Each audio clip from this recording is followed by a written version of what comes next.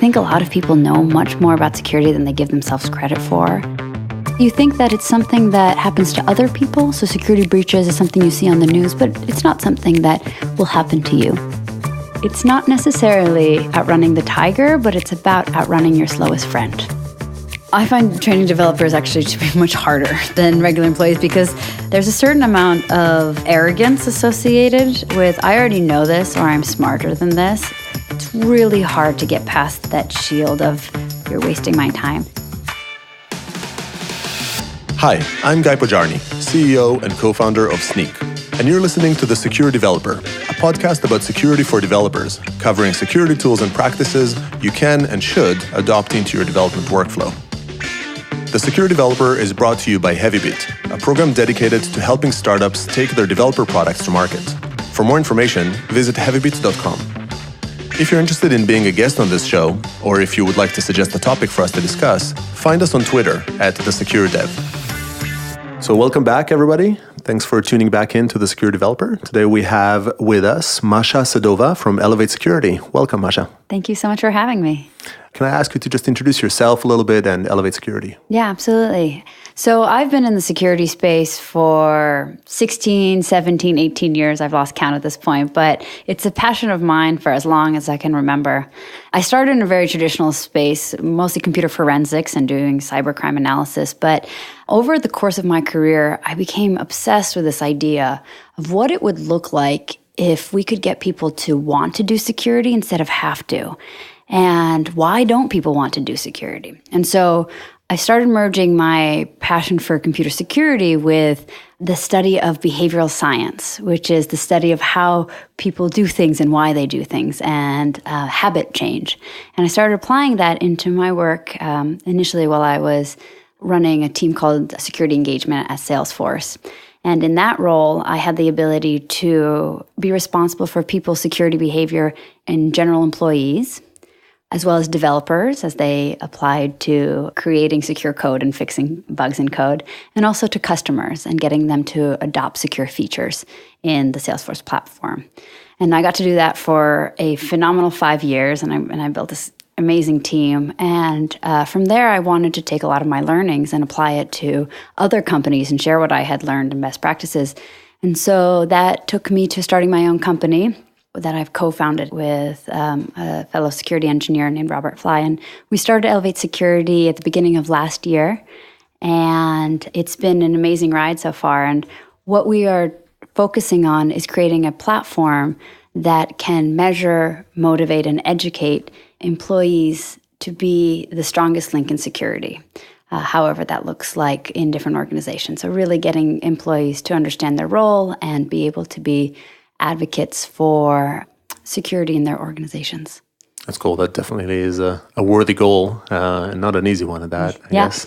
How did you even get to into security in the first place, like into that forensics part? Yeah, I love the idea of there being a group of good guys and there being a group of bad guys and being able to defend the good guys on a regular basis against an evolving threat. No 2 days are ever the same. So it was an incredible application of a standard computer science degree into one that had much more of a dynamic attacker-defender landscape. And then when you start including the human factor in there, I was all the way in. I think security definitely has a certain mystique to it from the outside. If you talk about the good and evil, and around the security attributes there. When you get into the weeds of it, there's just that much more complexity of it. It's not quite what you see on the movies. Yeah. I actually think that the mystique of security doesn't do the security field a lot of good. I think a lot of people know much more about security than they give themselves credit for.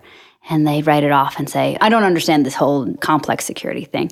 In fact, our ability to recognize threats and when we're being psychologically manipulated, to be able to give up information that isn't necessarily public information, a lot of people have intuitions around that and have experience in their life to figure out what's good and what's not. And with some basic tools and support to be able to understand sort of where attacks can come from and how you can defend yourself, I think a lot more people can be much more effective at security and really should give themselves much more credit than they give themselves right now.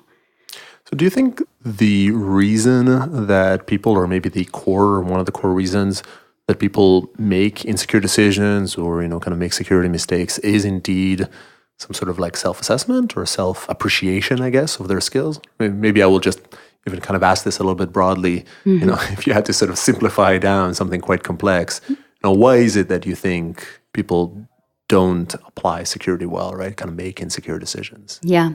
I think there's quite a few reasons, but the one that I see most often is people think that security doesn't apply to them. So what that looks like is, let's say I'll choose not to put on my seatbelt because I think I'm a better driver than everyone else and I'll never get into a car accident, right? When in fact, you may not be in control of all those circumstances, and it's always better to put on your seatbelt for safety's sake. So same thing with security. You think that it's something that happens to other people. So security breaches is something you see on the news, but it's not something that will happen to you. Most people get desensitized to some of the things that they have access to that's of value. Even if you handle really critical information on a regular basis, it can become normalized, and you may not realize that that information that you have access to, whether or not it's emails or code or personal information of customers, that could fetch a really nice price on the black market. And there are people in the world that are quite motivated to get access to that data. And for many people, just being able to understand that they are in fact a target and that they do have access to things that are of interest. And if they don't take some basic precautions and have a baseline vigilance about their work, they will absolutely be the easiest target and will make the next headline. And the trick with security, it's not necessarily outrunning the tiger, but it's about outrunning your slowest friend, which is, it's a little bit ruthless, but hackers are inherently lazy.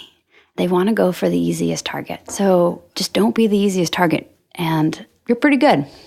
Unless, of course, it's a government-sponsored agency, in which case that's a different conversation. There are some entities that, that rule doesn't apply to them. Yeah, I talk about that for a bit as well, like the notion that you just need to be better than the next one, right? Sort of the next company. And funny enough, I guess we do that in the real world, right? We put these stickers on alarm systems that don't exist just to make a thing. It's like, oh, okay, you know what? Maybe I'll go to the next person who clearly doesn't have at least an alarm sticker, maybe not an alarm system either. Yeah. Or those components. How do we remind them though? I mean, we think about security and there's no natural feedback loop, right? It doesn't hurt until it hurts really badly. How do we keep it in people's psyches, or how do we not get them to forget and realize that it might happen to them? Yeah. So you're getting to really interesting questions. How do we perceive risks and threats? And we perceive risks when it's immediate, it's imminent, it feels immoral. There's a study on this, but the idea is it's in front of us, or I know it's about to happen, or I've just recently seen it happen, so I can recall it in my mind. So when we watch the news, we think occurrences on the news happen much more often than they actually do. Mm-hmm. But the nature of the news is that they don't actually happen that often, which is why they've made the front pages, right? Otherwise it wouldn't be newsworthy. Exactly, it wouldn't be news. And so security, in order for us to realize that it is as ubiquitous as it really is I think it's on the responsibility of security teams or people who have access to this information to start disseminating it to people who are affected. And what that looks like in practice is if you're, let's say, an enterprise with a security team, it's important to show the incidents that you had to respond to and share it with, let's say, developers who are writing your applications and say, we had to defend this app against an onslaught of hackers, and either it worked really well because you developed it perfectly and securely, please keep doing that because this was the impact of your work. Or this led to an incident and a breach because it wasn't written securely or wasn't tested appropriately. And so now we actually have this case on our hand. Most developers that I talk to specifically don't actually believe security is an issue that happens at their company. They don't think it's real. So if you could spend the time to prove to them that it is real, they would absolutely prioritize their work and they would understand that they're fixing something that's worthwhile. But it's not priority because they don't actually think it's a real problem. And so I think that feedback loop that you were mentioning earlier is absolutely something that we have to consider sharing a lot more of, which is, I would say, not a practice that security teams are great at.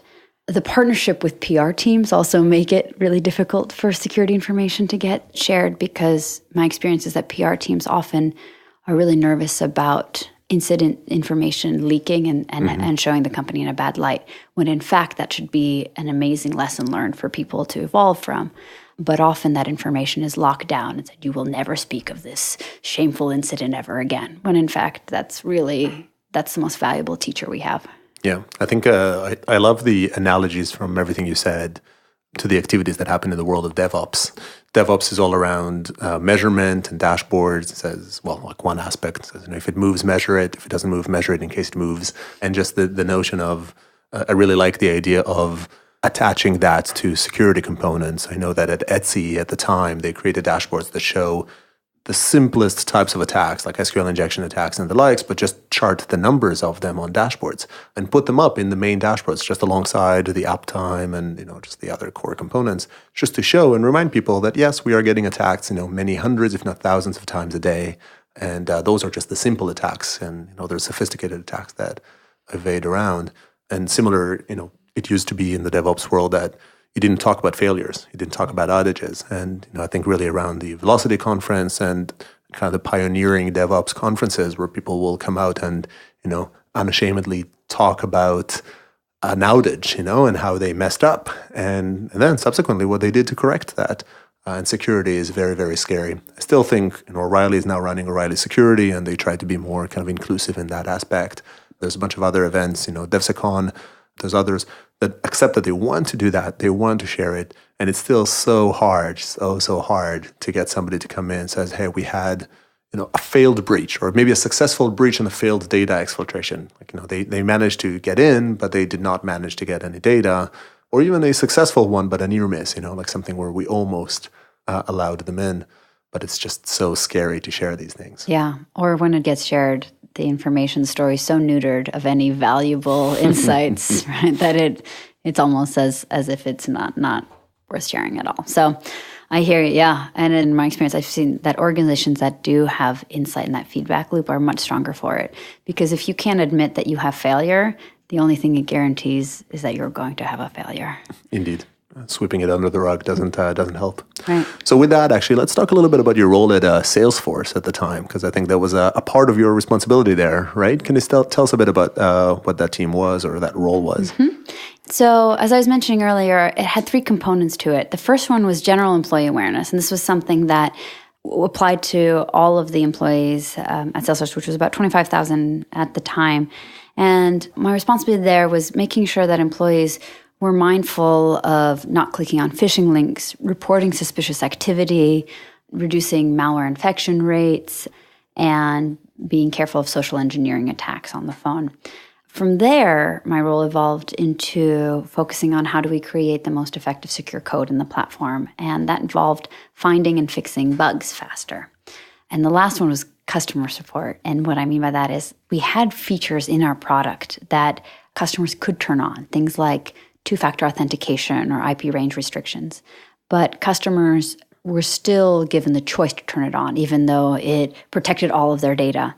And from a brand perspective, obviously, if something happened to one of our customers, it looked bad on the company, right? So it was in our best interest as well to make sure that our customers were as secure as possible, even if it was on them to turn on those features. Yeah, and I think you can probably even make the argument that it's indeed an aspect of the product, kind of the usability of your security solution, and in turn, whether people actually use the right secure settings and all that is indeed a part of your goal. Mm-hmm. So all three sound really interesting to talk about, but just given our podcast, let's hone in a little bit on that second, on the secure practices. Yeah. Can you tell us a bit about some examples of sort of good programs or tricks or whatever that helped out? Let me frame a little bit about one of the challenges that we wanted to solve, and which is a challenge that exists across many organizations. And that was the ratio of security professionals to developers in the organization. So the statistics I'm going to have is not Salesforce specific, but will be roughly accurate to the industry. So let's say there is one security product review person for every 100 developers, which might even be generous. It could be sometimes it's 1 to 200. I've seen even higher numbers than that. Mm-hmm. But that one poor security person was responsible for reviewing the code before it got shipped and signing off to say, yep, this passed our security test, it's good to go. I know that hackers won't get into it. And now you can imagine what are some issues that come out of this, right? That doesn't scale well. There's backlogs that get introduced. Bugs are found way too late in the release stage, are sent back to the developers for fixing, at which point product releases are then delayed, which puts everything else into firefighting mode. So I really wanted to focus on how do we solve this core issue. It was almost a process issue as much of an education issue, as much as a security issue. It would be fantastic if all developers everywhere knew everything there was to know about cross-site scripting and SQL injection and be on top of their security game. And there are some companies that absolutely invest in that training. But it does take a lot of upkeep and maintenance and making sure that there's a lot of training and hands-on training specifically to the code base as it continues to evolve, and that knowledge is shared. So in absence of that being a solution, which I actually think that if you are small, do that because it doesn't scale, but do that for as long as you can, because you give the gift of enabling developers to take this security coding knowledge wherever they go. The second thing that I think is worth considering is security, for better or worse, should not be tacked on at the end as an assessment before, or check the box before it goes out the door. It should be part of Q&A, right? The same way that you have quality and you have dependability and you test your edge cases, so you should also test for your security edge cases. In which case, you may only need a couple of people on the team to know what it is they're looking for in that code. It could be your peer testers, it could be your QA engineer, but making sure at least one person on the team understood what they were checking for and could escalate before it got too late, before things were already done and dusted. So what I focused on was identifying one security champion in every one of our Scrum teams. Most of them volunteered, some of them were voluntold at the time, to dive into a security boot camp. So they understood for their product what were the common bugs that we saw, what were the best solutions, what were critical features that absolutely needed escalation to the security team. And this was sort of things along architecture and design, things that if you're designing anything related to crypto or authentication, please include the security team, right? There's definitely a certain line where being immersed in security full-time is really required. And then there's a point where you don't need the security team, and empowering those security champions with the knowledge of basically saying, I have tested all of our code for cross-site scripting and SQL injection and CServe. These are basic known bugs with basic tests we can run for it, run against it, and we know that it's good to go. So having essentially someone who, traffic control, for security, say, yes, this needs escalation, no, it doesn't, to make sure that the issues that needed to get escalated were seen by the security team, that the issues that didn't need escalated weren't seen by the security team and were handled as soon as they came up, so it didn't delay the process. And what we found is that teams with these type of champions, 100% of them shipped their code on time, or if they had delays, none of them were security-related delays. So pushing it further upstream, so not having security be a blocker, was absolutely critical. That sounds super useful. I guess it's, to an extent, it comes down to disseminating knowledge versus having tools to run it, or at least maybe the counter for it is, yes, kind of starting point number one is you're not going to make all developers security experts. It's just not going to happen. Mm-hmm. So acknowledge that. So you can train them and you should still kind of level up their expertise, but they're not going to become the same professionals that dedicate their careers to it. But on the flip side, there is tooling and some automation for it. And I guess champions, is it fair to say they kind of walk a line in between? Is it, around scaling the training to a subset of the individuals who have better either aptitude or interest or others, and just willing to devote more time to it? How do you see, I guess, in that sequence? You've got the broader training, you've got the champions. What's the utopia there of tooling in that ecosystem, right? If you fast forward to a, perfectly handled DevSec type setup, DevSecOps type setup in a few years' time, how do you see that interaction of training and knowledge versus tools, or I don't know if it's versus? Yeah. So in any capacity, whether or not it's in DevOps, or educating on phishing or malware or password use, the human brain is the most fickle thing to deal with. And so getting people to care, to do it on a regular basis when they are busy, when they are hungry, when they are hungover or tired. There's just so many things in there that is such a complex and dynamic system that if you can solve it with tools, you absolutely should. Training really should be one of your last resources because it is hard to do. Retention of just basic audio-visual content is at best 20%. So even if you have amazing content, depending on how you present it, 20%. If it's discussion-based or if you teach people by doing, it's 80 to 90%. But then you have this huge amount of effort where you have to engage people in discussions, and that's an ongoing basis, right? So, and it's not like you learn one thing and you know it forever, right? So there's a lot of things fallible with training, and I think we overuse it way too often.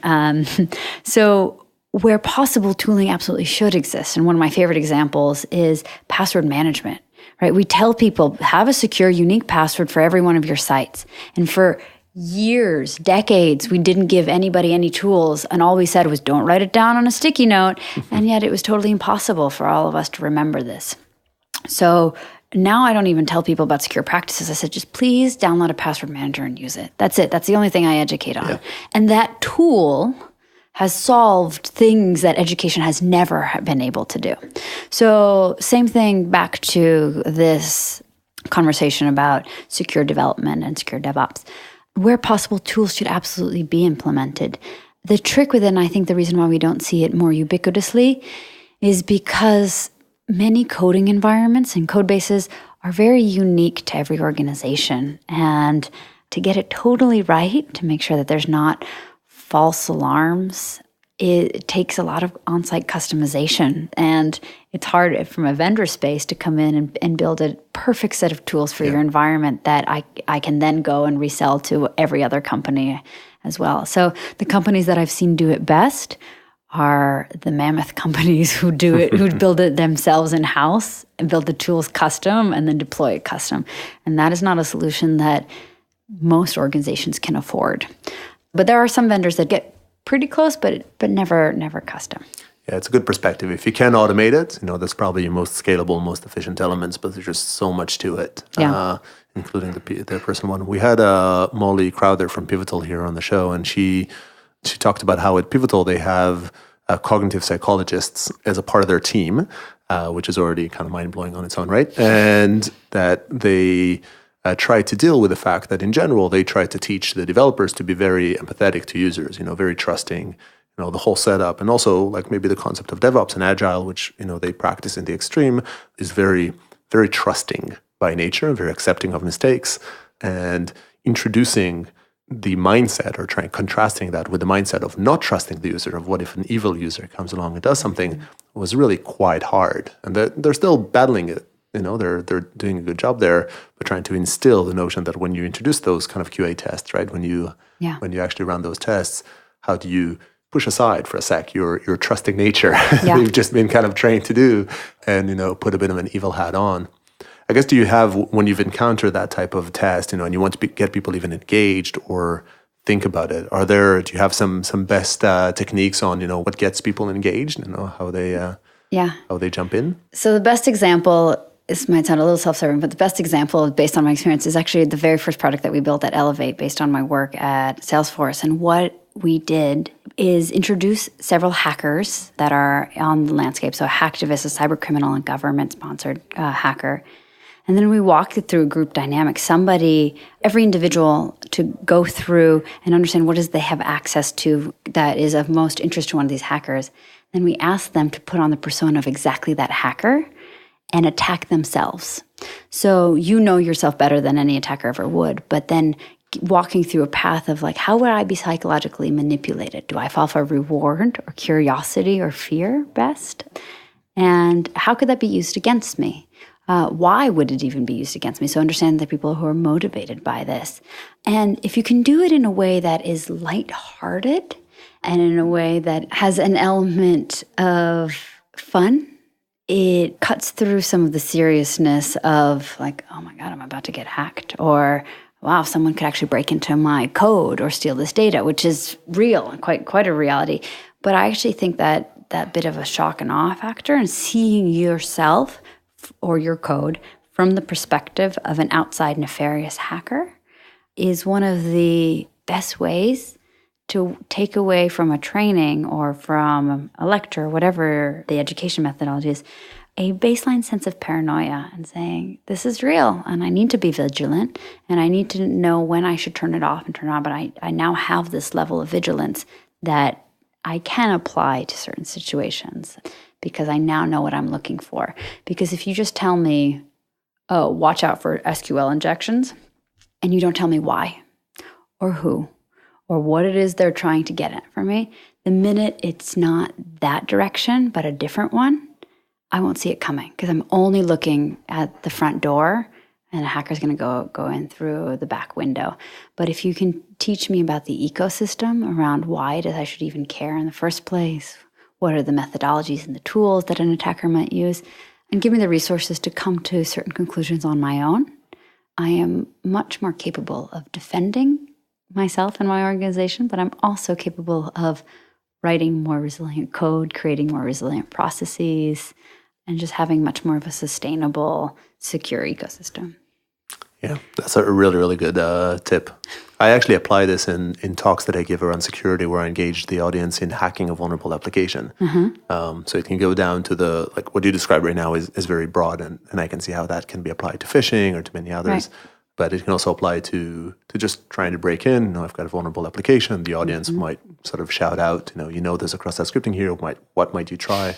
And, I have this very unsubstantiated belief that, there's no hard data behind this, that it probably helps with the retention as well. Because you've done, I guess they did say that 80 to 90% retention, if you got people kind of engaged in doing, but you have to invest in building that up. Yep, exactly. That definitely sounds like a really good tip. It sounds like you're already on it. We talked about developers here, by nature of this podcast and kind of the audience that listens to it. But you deal with training the broader sort of employee population as well, right? How do people act secure? How do you see the two differ, if at all? I mean, how would you say it's different to train developers versus to train everybody in security? I find training developers actually to be much harder than regular employees because sorry in advance for all the developers listening to this, there's a certain amount of arrogance associated with, I already know this or I'm smarter than this. And so it's really hard to get past that shield of you're wasting my time. In fact, it's not entirely a developer's fault because I would have to say most security trainings have been a waste of time for many employees and aren't respectful of people's time or intelligence. So, I can't blame it entirely. But there's a certain arrogance that comes from dealing with very smart, especially engineering types. And sometimes that arrogance isn't well placed. And I'll give you some examples. I've run many hundreds of phishing tests over my career, and I have found that the top group that clicks on phishing links is marketing. And then with about 1 degree of difference of clicking on phishing links are developers. Marketing, I feel, is forgiven because their entire job is to click on incoming emails and resumes and links. And I get it, that's fine.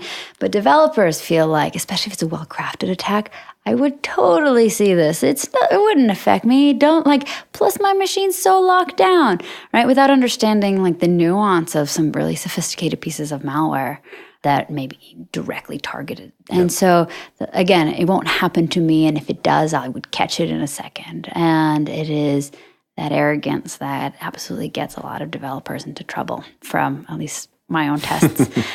So I think things like phishing best practices, educating people on what not to click on particular very specific malware targeted to developers is something that is worth educating anybody on, but obviously make it role specific. I think that there is immense value in teaching developers specifically how you write better code as well. So I think, unfortunately, developers might have 2 doses of security, but it's not just limited to them, right? So if you're in customer support, you need to be mindful of sharing customer data. Exactly, right? So every role has additional layers of how it applies specifically to the data that they have. Yeah, indeed. I can definitely see the developer aspects. I think, maybe the crowd that is worse in terms of confidence in their skills, as we say, is security. Probably their security people might be kind of the next tier up there. Yeah. Although hopefully security consciousness, they're a little bit higher up. Yeah, knock on wood for that one. Yeah. Not always. Yeah, and I guess I would also add that the developers probably have a bigger sphere of influence. If you compromise a developer, you can compromise their code, which in turn compromises their users. Yeah. And it's a big deal. And we've had some big attacks like that with Xcode Ghost and with a bunch of Chrome extensions where malware in those is becoming a bigger and bigger issue. So I can definitely sort of see the preventing that education, or I can see the attitude keeping the knowledge out. Yeah. But then subsequently the damage can be multifold. So definitely worth doing the broader security education, not just the security coding, to keep developers' machines, keep themselves secure.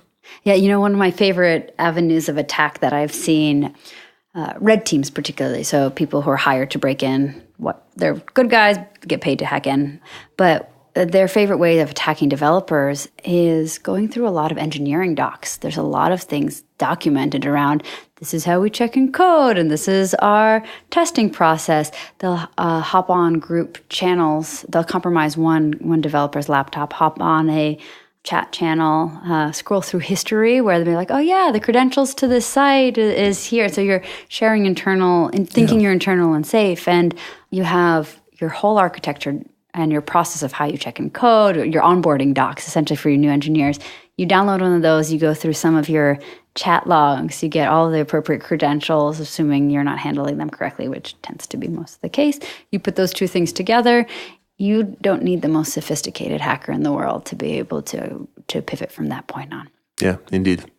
So I think that's, in general, this conversation is a really good point. When we talk about secure development or securing developers, I would say 99% of the conversation comes down to secure coding. Mm-hmm. But an area that is very lightly discussed is developers securing themselves and just sort of securing their environments and not falling for those, because developers are early adopters. I mean, we install stuff from the web day in and day out. The number of development pipelines that pipe into sudo bash, which is terrible, like downloading something from the web and just pipe it blindly into some shell script is quite troubling. Mm-hmm. So some of those best practices around securing our own systems, our own environments is really, really key. Yeah. So happy to have the chat. I think there's probably room for whole sets of best practices around developers securing their environments. Yeah, although I would still say that my favorite tips apply to developers as much as anybody else, which is, manage your passwords securely, back to the password management thing, and make sure that they're all different.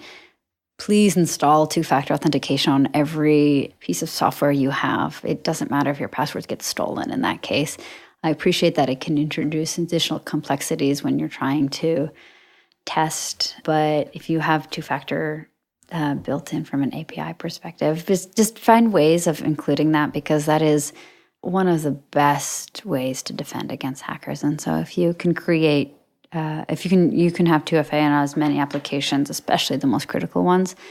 And then the third one is more of a mindset thing. It really is know that your internal environment is not any safer than the internet. And so be careful what you post. And if you do post things, make sure it's locked down.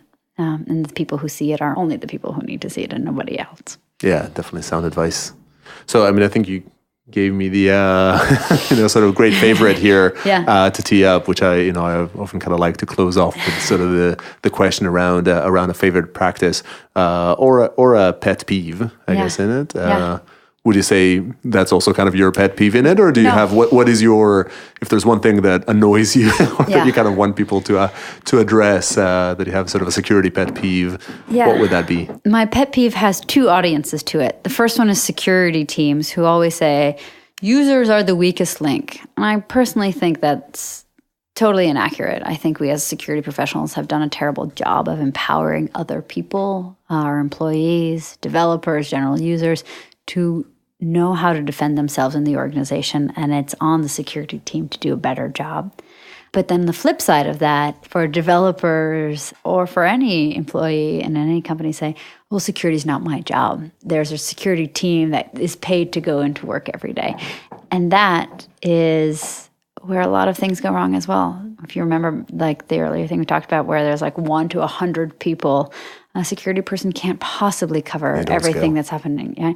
They can't know all the things, the ins and outs of what you look at and you do on a regular basis. And they don't know what normal is and not normal is in the weeds of your daily work. And so it's everybody's responsibility to say, this is weird, right? There's something going on with my phone, my machine, my browser, and it's worth me escalating it and finding help, because the longer you wait, the longer you allow, say, an attacker to move around on a network. So knowing that everyone is a vital part of this equation is really critical. Yeah, definitely. It's everybody's problem.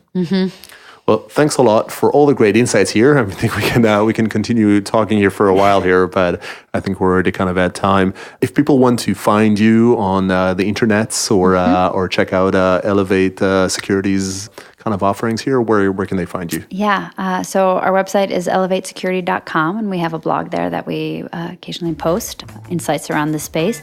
I'm also on LinkedIn, Masha Sedova, and on Twitter @ModMasha. Cool. Well, thanks a lot, Masha, for coming on.